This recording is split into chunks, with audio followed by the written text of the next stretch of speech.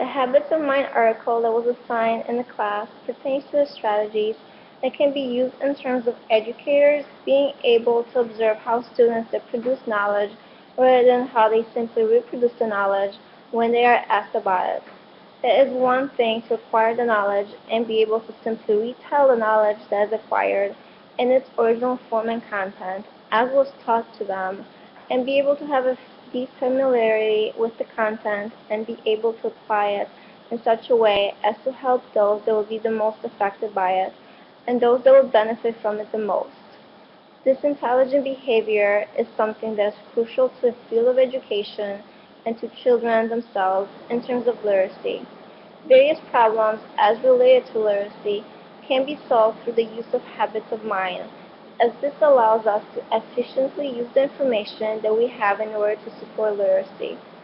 As the article points out, the habits of mind model pertains to the integration of multiple skills, multiple cues, along with past experiences and proclivities. According to the article, this also means that we are able to pick and choose and select those habits of mind models that are the most useful under the given set of circumstances.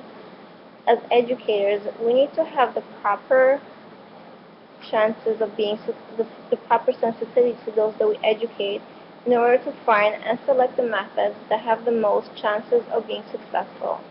Again, according to the article, the habits of mind models take into consideration values, inclinations, sensitivity, capability, and commitment.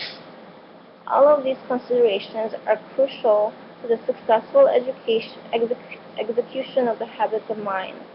The value aspect pertains to the idea that educators are supposed to select those techniques that are the most productive in terms of achieving our goals. The inclination aspect of the habits of mind pertains to the feelings of the tendency towards using a technique of intellectual behaviors. The sensitivity aspect of habits of mind pertains to looking for opportunities to use these techniques and acting on these opportunities in a constructive manner. The capability aspect of habits of mind pertains to being capable and able to utilize the techniques that are needed to carry out and implement the habits of mind. Finally, the commitment aspect of habits of mind pertains to the constancy of desiring to improve something, and in this case would be the literacy aspect of childhood education and how this literacy translates to the idea of later literacy of children and adults. Once established, the literacy that would be instilled and rooted into children at an early age would sustain itself and grow into something useful. The habits of mind model that I selected earlier in the semester is creating, imaging, and innovating.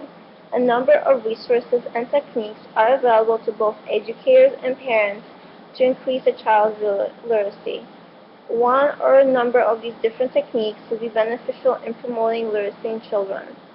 There are limitless combinations and variations of the various activities such as play, conversations, and books that can be used together to promote literacy in children. It is reassuring to know of the different means for helping children to maximize their literacy skills.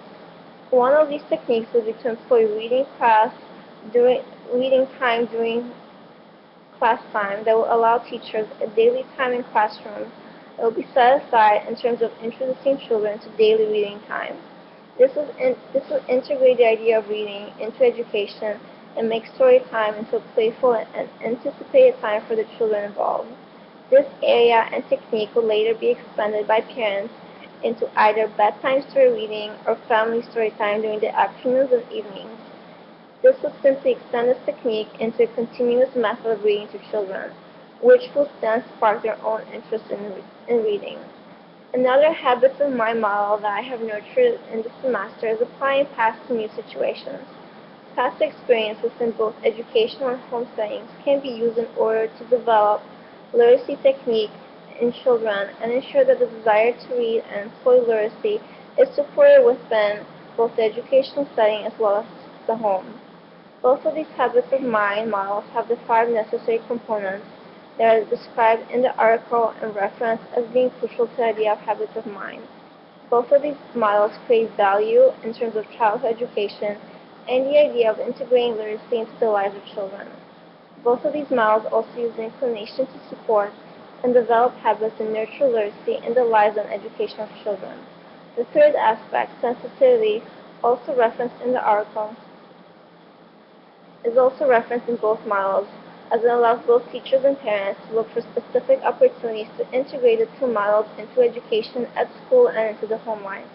The fourth aspect, capability, is also reflected as it allows teachers and parents to expand the techniques in both of these models to the best of their capabilities. Finally, the fifth aspect, which is commitment, is also present in both models, as it ensures that educators and teachers can both use models to continually improve them.